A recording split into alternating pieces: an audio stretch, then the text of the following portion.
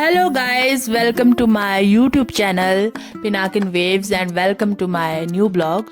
तो फाइनली दिन के 12 बजे उठने के बाद हम लोग डिसाइड नहीं कर पाए थे कि हम कहाँ जाएं, क्योंकि हमने काफ़ी डेस्टिनेशन सोच के रखे थे। लाइक हमने सोचा था कुक्ति केलंग वजीर मंदिर जाएंगे, जलधार स्वामी जाएंगे, भरमानी माता जाएंगे, होली लाके वाली माता जाएंगे, और देखो रामा बस भी आ गई, हम कितना लेट हो चुके हैं। और बन्नी माता, शिव शक्ति माता, मतलब यहाँ इतने सारे डेस्टिनेशन हमने सोच के रखे थे, पर हमारे पास टाइम नहीं था। मतलब मेरे पास तो बहुत सारा टाइम है, लेकिन मेरे भाई को ना चंडीगढ़ निकलना था, तो उसके पास टाइम नहीं था। तो फिर हमने डिसाइड किया, मतलब उसी ने डिसाइड किया कि कहाँ जाना। उसने बोला दीदी देवता लोग तो जल्दी मान जाते हैं, लेकिन हम माता लोग को मनाना बड़ा मुश्किल होता है, ये उसका मतलब विश्वास था।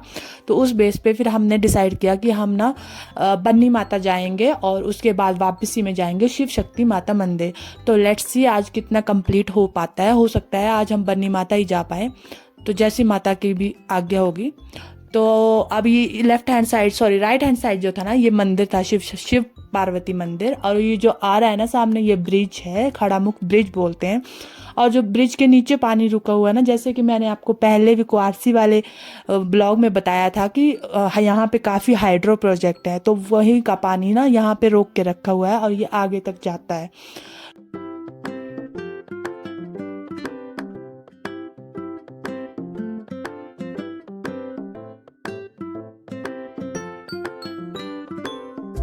और हम पहुंच चुके हैं खड़ामुख के छोटू जैसे बाजार में। ये यहाँ पे ना छोटू जैसा बाजार है। यहाँ पे ना होली से मतलब चंबा से आने वाली बसेस रुकती है और भरमौर जाने वाली भी। अब ये देखो ट्रक हमारे मुंह पे मार गया धुआं। और ये जो ना काली माता का मंदिर है। और अब हम पहुंच चुके हैं टनल के पास। ये टनल कम से कम 1 मिनट की होगी। एंड फ्रैंकली स्पीकिंग, मेरे को इस टनल में से दिन को जाते टाइम भी डर लगता है, क्योंकि जो हमारी बचपन की मेमोरी होती है ना, मेरे को ऐसे लगता है कि अंधेरा कायम टाइप वाली फीलिंग आती है इस टनल से। और मेरे को लगता है जैसे किलविश मेरे सामने खड़ा हो जाएगा, और मेरे पास तो शक्तिमान भी नहीं है। तो चलो कोई बात नहीं, फाइनली हम राइट की तरफ आ गए हैं। अब हम बाहर आ चुके हैं। तो गाइज हम पहुंच चुके हैं अपने पहले डेस्टिनेशन ढकोग पुल, जहां से बन्नी माता मंदिर जो है वो 21 किलोमीटर दूर है। और यहीं से हमारी जर्नी अब स्टार्ट होती है। मैं आपको बता दूं, पिछले साल शिवरात्रि के टाइम इसी ब्रिज से पीछे रोड पर मेरे गांव से 2 लड़कों का एक्सीडेंट हुआ था बाइक पर। तो गाइस हम चल पड़े हैं अब ढकोग से बन्नी माता के कॉम्प्लिकेटेड रास्ते की तरफ। तो मैं आपको बता दूं, ढकोग के बाद जो है बहुत सारे गांव आते हैं, जैसे ढकोग, त्रेला, तुंदा, मांदा, सुल्लू, सिलपड़ी, सरोता, सेंदा, कुठल, खलोग, उसके बाद बन्नी आता है। तो मैं आपको बता दूं, ये ढकोग के बाद सबसे पहला गांव है जिसका नाम है त्रेला, जो कि बड़ा सुंदर गांव है, जैसे कि आप देख सकते हैं। और अभी हम जहाँ जा रहे थे त्रेला से आगे, तो हमें ना एक गाय मरी हुई मिली जिसको बहुत सारे गिद्ध लगे हुए थे। तो हमने गाय की वीडियो नहीं बनाई, क्योंकि मौत तो सबको आनी है, तो क्यों प्रदर्शनी लगानी। तो मैं आपको बता दूं कि मैं आपको इनकी गिद्धों के बारे में बता दूं। ये जो है हिमालयन ग्रिफन गिद्ध बोलते हैं, ये विलुप्त हो रहे हैं, ये बहुत ही रेयर है अब रहे हुए। तो ये काबुल से लेकर तिब्बत और भूटान तक पाए जाते हैं। ये जो 1200 से 5000 मीटर की हाइट पर मिलते हैं, और इसको हिमालय का राजा बोलते हैं। इनका वेट होता है 12 किलो तक, और 40 से 45 साल तक की इनकी उम्र होती है। और IUCN ने इनको रेड अलर्ट सूची में रखा हुआ है, क्योंकि ये विलुप्त हो रहे हैं। और ये गिद्ध जो होते हैं कभी शिकार नहीं करते हैं, ये सिर्फ मरे हुए प्राणियों को खाते हैं। अच्छा, तो अब हिमालयन ग्रिफन वल्चर के बाद हम जाते हैं बैक टू रोड। तो जैसा कि आप देख रहे हैं यहाँ के रोड कितने ज़्यादा हाइट पर है, और कितनी मुश्किलों से ये रोड बनाए होंगे। इतनी ज़्यादा हाइट पर, इतनी ज़्यादा टफ एरिया में road banana, it's also a big task अपने आप में। तो मैं तो थैंक्स कहूँगी PWD डिपार्टमेंट का, जिन्होंने इतनी टफ जगह पर, इतनी हाईएस्ट जगह पर, मेरे को तो भरमौर की सबसे हाईएस्ट जगह लग रही है ये, क्योंकि ये पीर पंजार की जो पहाड़ी है उसी रेंज पर ये बन्नी माता का मंदिर है। तो इतने हाईएस्ट रोड पर रोड बनाना एक अपने आप में एक बहुत बड़ी उपलब्धि है। क्योंकि जब मैं छोटी थी, मुझे याद है 21 किलोमीटर हम लोग पैदल चल के आते थे और एक पगडंडी होती थी, छोटी सी पुली होती थी जिसके नीचे बहुत ही फ्लो में नदी बहती थी और उस पुली में एक टाइम में एक इंसान ही जा सकता था, क्योंकि अगर उस पुली पे भार पड़ेगा तो पीछे से सारी वो पुली टूट सकती थी। तो इतना खतरनाक रोड था, इतना रिस्की रोड था।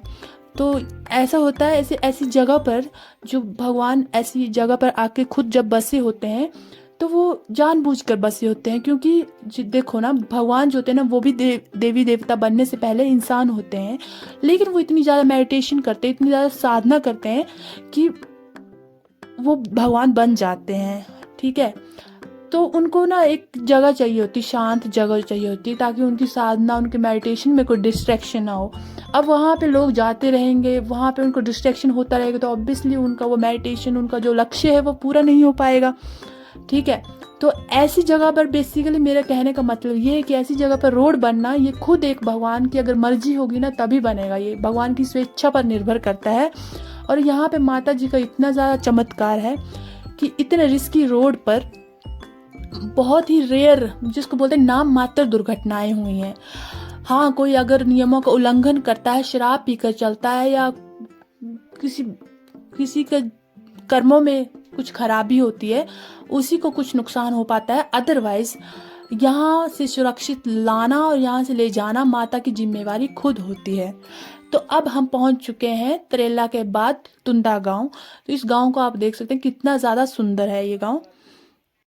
यहाँ से कांगड़ा माइग्रेटर होने वाले लोगों की संख्या बहुत ही ज़्यादा कम है, इसी वजह से इन्होंने यहाँ पर खेती की हुई है। तभी आप इनके ढलान नुमा सुंदर खेत देख सकते हैं और साथ में इन्होंने सेब के पेड़ भी लगाए हुए हैं। तो गाइज अब हम पहुंच चुके हैं तुंदा फॉरेस्ट रेस्ट हाउस, तुंदा वन विश्राम गृह। यहाँ पर टूरिस्ट लोग आते हैं और अपने रूम की बुकिंग करवाते हैं, अदरवाइज दूसरे स्टाफ के लोग भी यहाँ पर बुकिंग करवा सकते हैं। तो गाइज अभी आगे एक पॉइंट आएगा तुंदा के पास, ये जो नीचे है यहाँ पर ना गाड़ी स्लिप होती है, तो इसलिए बारिश के टाइम आप अपनी गाड़ी लेकर इस रोड से ना जाए। तो गाइज ये मैं हूँ, ये मेरा भाई है और आप मेरा हेलमेट देख सकते हैं। मेरी मुंडी बड़ी है और हेलमेट छोटा है, क्योंकि ये हेलमेट हमने मांग के लिए है। मेरा भाई बोल रहा था दीदी मैं ना अंकल लग रहा हूँ, अंकल लगेगा ही क्योंकि इसने ना मेरे पापा की जैकेट पहनी हुई है। तो गाइज हम पहुंच चुके हैं मांदा गांव और ये सामने आपको पीएचसी दिख रही है और सीनियर सेकेंडरी स्कूल मांदा दिख रहा है। गाइज यहाँ पर बहुत सारे बाण के पेड़ होने की वजह से इस गांव का नाम बन्नी गांव पड़ा है। और नीचे आप देख सकते हैं ये ढकोक का पुल है और प्रोजेक्ट का पानी है। तो गाइज हम पहुंच चुके थे, बन्नी माता आने से पहले एक नाला आता है वहाँ पर, तो वहाँ का पानी देखकर हम थोड़ा सा डर गए थे क्योंकि स्लिप का डर रहता है। सो हमने फिंगर क्रॉस करे हुए थे कि माता जी ये नाला क्रॉस करवा दे। तो मेरा भाई मेरे को बीच में अपनी लोकल लैंग्वेज में बोलता है दीदी मेरे पैर सिज गए, मतलब मेरे पैर गीले हो गए। और मेरे को सुनाई दिया दीदी मेरे टायर सिज गए, मतलब टायर गीले हो गए। तो मैं सोचूं टायर तो गीले होने के लिए होते हैं। 21 किलोमीटर का सफ़र बाइक में करने के बाद जैसे मैं बाइक से नीचे उतरती हूँ मुझे अपना पूरा शरीर ढीला लग रहा था, मेरे शरीर में कोई ताकत नहीं बची हुई थी। गाइज मैं आपको बता दूं यहाँ पर 21 किलोमीटर का जो सफ़र है वो बाय रोड है और 10 मिनट का रास्ता माता के मंदिर के लिए पैदल है, लेकिन मेरे शरीर में कोई ताकत नहीं बची थी जो मैं इतना रास्ता चल सकूं। और हमने देखा हमारे ही जैसे बहुत सारे श्रद्धालु जो है माता के मंदिर को जा रहे हैं और मंदिर से आ रहे हैं। तो ये देखिए गुड़िया कितनी ज़्यादा प्यारी है। तो ये हमसे पूछते हैं कि आप कहाँ से आए, तो हमने बोला हम भी चंबा से ही आए हैं। और आप मेरे भाई को देख सकते हैं, इसने मेरा बोझा कैसे उठाया हुआ है। भाइयों का काम ही बाहर ढोना है। तो हम ऊपर वाले रास्ते से मंदिर पहुंचने ही वाले हैं। ये लाल छत वाला आपको मंदिर दिख रहा है। मंदिर के लिए 2 रास्ते, एक ऊपर से एक नीचे से, और हमारे सामने जा रही है माता रूप में कन्या रूप। और ये देखिए लकड़ी का पुराना घर जो जंजर हो चुका है। और इन चादरों की बाउंड्री के अंदर जो है मवेशियों को रखा जाता है, और ये मवेशियों को रखने के लिए ओबरा या ग्वाड़ बोलते हैं, आपकी लैंग्वेज में पता नहीं क्या बोलते हैं। और फाइनली हम मंदिर पहुंच चुके हैं, तो मैं यहाँ पर रुक गई। मैंने सोचा माता के लिए सिंदूर और सुहागी लेके जाती हूँ। बड़े बड़े सींगों वाली गौ माता जो थी वो मेरा वेट कर रही थी और मुझे डर लग रहा था कि कहीं मुझे सींग ना मार दे, लेकिन बच्चों ने बोला कि आ जाओ कुछ नहीं करती। तो फाइनली हम मेन गेट पर पहुंच चुके हैं। ये ऊपर माता की मूर्ति दिख रही है और आपको जो है पुराने डिजाइन की घंटियां दिखाती हूँ। ये शायद अभी चढ़ाया हो लेकिन डिजाइन पुराना है। तो जय माता दी, जय शेरा वाली माता, जय बन्नी वाली माता। मैं बन्नी वाली माता के मंदिर के साथ साथ अगर नानी का घर बोलूं तो उसमें भी कुछ गलत बात नहीं होगी, क्योंकि मुझे भरमौर में जॉब करते हुए 7 साल हो गए हैं और इन 7 सालों में मैं कम से कम, ज़्यादा नहीं बोलूँगी तो कम से कम 15-20 बार मैं यहाँ पर आ चुकी हूँ।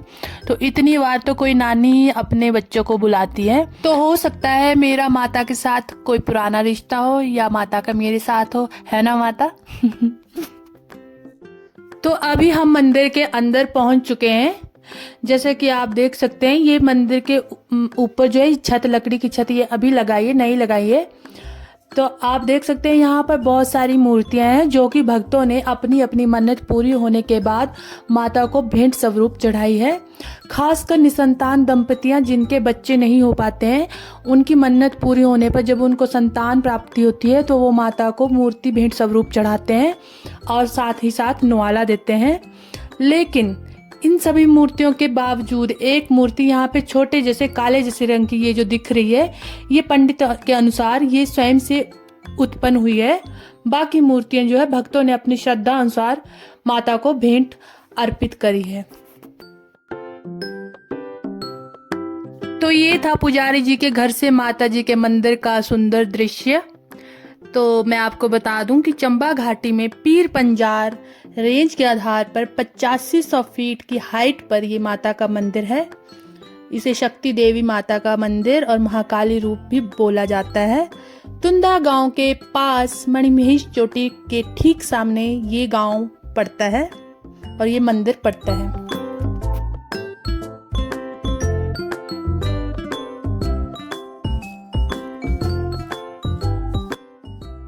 तो गाइस चलिए मैं आपको मंदिर के उद्भव की कहानी सुनाती हूँ, जो कि मुझे यहाँ के पंडितों और पुजारियों ने जैसे जैसे बताई है मैं उस हिसाब से आपको बताऊंगी।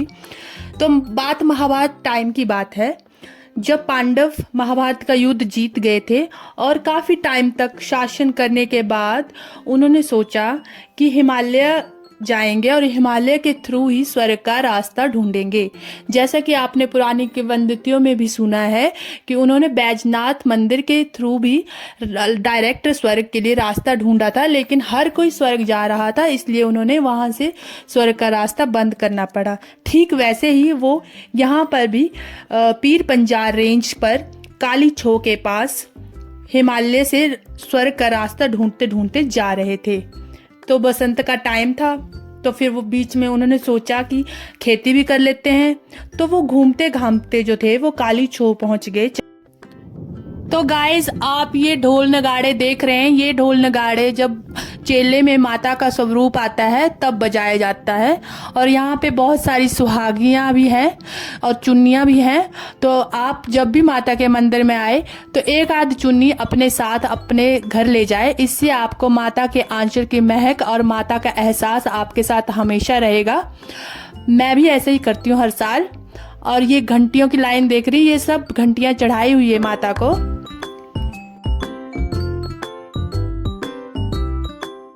तो बैक टू स्टोरी चलते हैं। मैंने जैसे कि आपको बताया कि वसंत का टाइम था और पांडवों ने खेती करना शुरू कर दी। और जैसे ही वो काली छो चारौला नामक जगह पर पहुंचे तो वहां पर एकदम से बर्फबारी स्टार्ट हो गई और ढलाने और पर्वत श्रृंखलाएं गिरने लगी, जिससे क्या हुआ एक एक करके सारे पांडव मरने लगे और एक एक करके 4 पांडवों ने और द्रौपदी ने वहीं पर दम तोड़ दिया। सिर्फ वहां पे शरीर धर्मराज युधिष्ठिर पहुंचे तो उन्होंने वहां जाकर देखा कि उनकी पत्नी द्रौपदी ने काली रूप का धारण करा हुआ था और उन्होंने चारौला में उच्च पीर पंजारों में एक विशाल चट्टान पर 3 त्रिशूल प्रकट कर दिए। और उससे क्या हुआ, वो चट्टान 3 त्रिशूल के आकृति में विभाजित हो गई। अगर आप चारौला नामक जगह पर जाएंगे तो आप वहां पर उन त्रिशूलों की आकृतियां पर्वतों पर देख सकते हैं। गाइस मेरा आपसे एक अनुरोध है, जब भी आप मंदिर में आए तो कम से कम, ज़्यादा नहीं तो कम से कम 3 कन्या का पूजन अवश्य करें। अगर आप चाहते हैं कि आप माता को खुश करना चाहते हैं, ये मैंने आपको अपना सीक्रेट मूल मंत्र बताया है, ऐसे मैं बताती नहीं हूँ सबको। तो गाइज बैक टू स्टोरी चलते हैं। जैसा कि मैंने आपको बताया कि चारोला में उच्च पीर पंजारों में एक विशाल चट्टान को 3 त्रिशूल में प्रकट करके जब माता द्रौपदी का काली रूप युधिष्ठिर जी ने देखा तो वो समझ गए कि उनकी पत्नी कोई और नहीं, महाकाली का स्वरूप है। भक्तों के आग्रह पर माता चारोला नामक जगह से स्थानांतरित होकर लुंडी नामक गांव में आकर बस गई, लेकिन भक्तों को वो भी दूर लगने लगा तो माता फाइनली बन्नी नामक जगह पर आकर बस गई। तो अब माता को अलविदा कहने का समय आ चुका था। भारी मन से हमने माता को अलविदा करी। मेरा तो जाने का बिल्कुल भी मन नहीं था, आप मेरी शक्ल से देख ही सकते हैं। तो एंड में आपको जाते जाते ये बता दूं कि बन्नी माता मंदिर में बन्नी माता के काली रूप के साथ साथ डिग्गू वजीर, केलंग वजीर और चामुंडा देवी भी है। तो गाइज हमने अपनी पूरी कोशिश की है कि आपको एक एक बात विस्तृत रूप से समझा सके। तो गाइज अगर आपको हमारी वीडियो अच्छी लगी हो तो हमारी वीडियो को लाइक, शेयर और सब्सक्राइब करें और कमेंट करें और ढेर सारा प्यार दें। गाइज अगर आप बन्नी माता पहली बार जा रहे हैं और आपको ऑफ रोड का एक्सपीरियंस नहीं है तो मेरा यही सजेशन रहेगा कि आप ढकोग से 100 रुपए की गाड़ी करके ही ऊपर जाएं, क्योंकि ये आपके लिए रिस्की हो सकता है।